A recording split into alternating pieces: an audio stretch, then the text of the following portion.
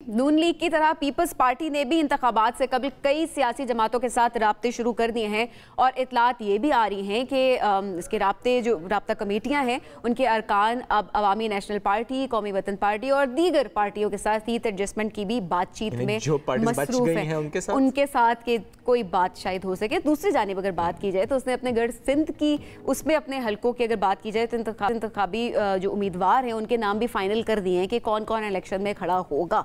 तो इस बार ये भी कहा जा रहा है कि बहुत सारे जो नए चेहरे हैं उनको भी मैदान में उतारने की बातें हो रही हैं कि नए चेहरों को भी शायद चांस दिया जाएगा, वो भी सामने आएगा। तो इसी बारे से बात करते हैं। हमारे साथ इस पर पीपल्स पार्टी के सीनियर रहनुमा ताज हैदर साहब मौजूद हैं। ताज साहब बहुत प्रोग्राम में ज्वाइन करने के लिए। ताज साहब, ये जो बातचीत हो रही है और अभी ये जो खबरें आ रही हैं कि राब्ता कमेटियों ने इलेक्शन में सीट एडजस्टमेंट के लिए पार्टियों से राब्ते शुरू कर दिए हैं, अब थोड़ा हकाइक से आगाह कीजिएगा, क्या अपडेट्स हैं इस हवाले से? ये इत्तलात गलत हैं। हम किसी से सीट एडजस्टमेंट नहीं कर रहे और हम हर सीट के ऊपर इलेक्शन लड़ना चाहते हैं और इसीलिए क्योंकि इलेक्शन में एक जो हमारा बड़ा मकसद है वो ये है कि पाकिस्तान पीपल्स पार्टी के प्रोग्राम और परफॉर्मेंस को हम लोगों में लेके जाएं और वो जो पुरानी सियासतगरी है उसको तर्क करके जो एक नया तरीक़ा है और एक तरक्की पसंद सियासत है उसको आगे बढ़ाया जाए। तो इंतखाबात के मरहले पे हम ये मौका हाथ से नहीं जाने देना चाहते कि उस पुरानी सियासत को छोड़ के और नया जो सियासी तरीक़ा है जो कि एक अवामी तरीक़ा है कि जिसका मरकज़ अवाम है, पीपल सेंट्रिक जिसे कहते हैं, उस पॉलिटिक्स को आगे लाया जाए। ना सिर्फ ये कि हम अशराफिया के मफादात की सियासत करें या ये कि जो एस्टेब्लिशमेंट अगर न्यूट्रल हो चुका था तो हम फिर से उसको सियासत में लाने की कोशिश करें।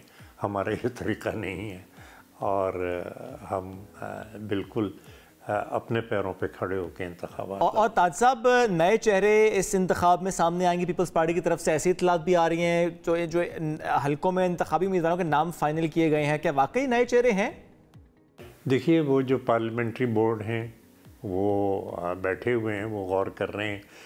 अब कुछ लोग ऐसे होते हैं जो पार्टी के सीनियर होते हैं जिनकी बड़ी खिदमत है, जिनके बारे में आपको पता है कि हाँ ये हलका है कि जिसमें ये लड़ते रहे हैं इलेक्शन और इस हलके के लोग उनके साथ हैं, तो वो उन्होंने अपने हलके इंतखाब के अंदर काम करना शुरू कर दिया है। लेकिन एक हतमी फ़ैसला जब तक ना हो जाए उम्मीदवारों के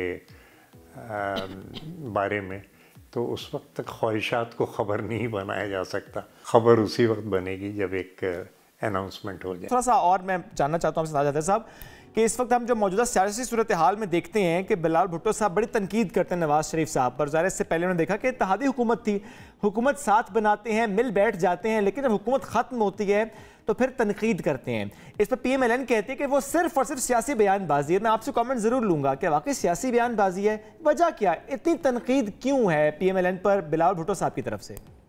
ये शायद मेरे ख्याल से अगर आप इस सवाल को इस तरीके से ना कहते, क्योंकि किसी शख्सियत से हमारी जंग नहीं है, अच्छा। किसी पार्टी से हमारी जंग नहीं है और हम हर एक के इज़्ज़त एहतराम करते हैं। जो सियासत है उनकी उस पे हम बात कर रहे हैं और एक जो प्रॉब्लम है और क्यों तनकीद हो रही है वो इसलिए कि हमने चार्टर ऑफ डेमोक्रेसी भी साइन किया।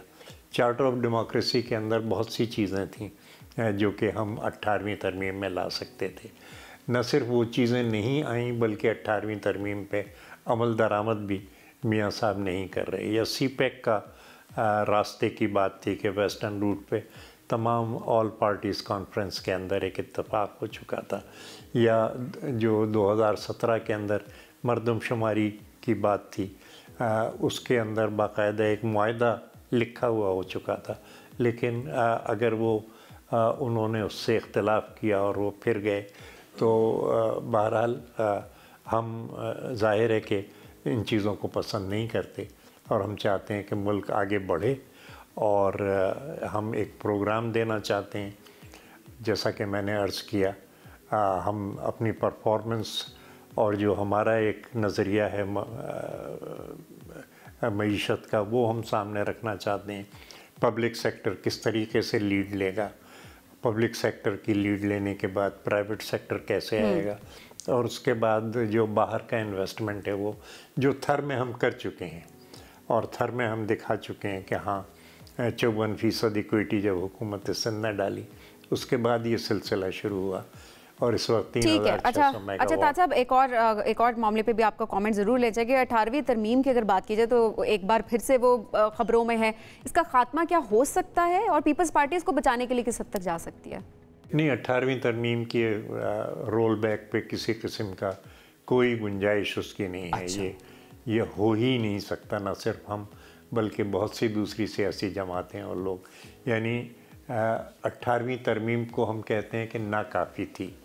जो चार्टर ऑफ डेमोक्रेसी के अंदर चीज़ें थीं, जजों की तकर्रुरी के बारे में, या एक फेडरल कॉन्स्टिट्यूशनल कोर्ट था जो कि तमाम सियासी मुक़ादमात को, आइनी मुक़दमात को सुनता, वो तमाम जो था वो 18वीं तरमीम के वक्त मोहतरम मियां नवाज़ शरीफ साहब ने उसकी मुखालफत की, और यहाँ तक गए कि उन्होंने कहा जी हम तरमीम होने नहीं देंगे अगर ये चीज़ें, हालांकि ख़ुद वो दस्तखत कर चुके थे इन चीज़ों पे।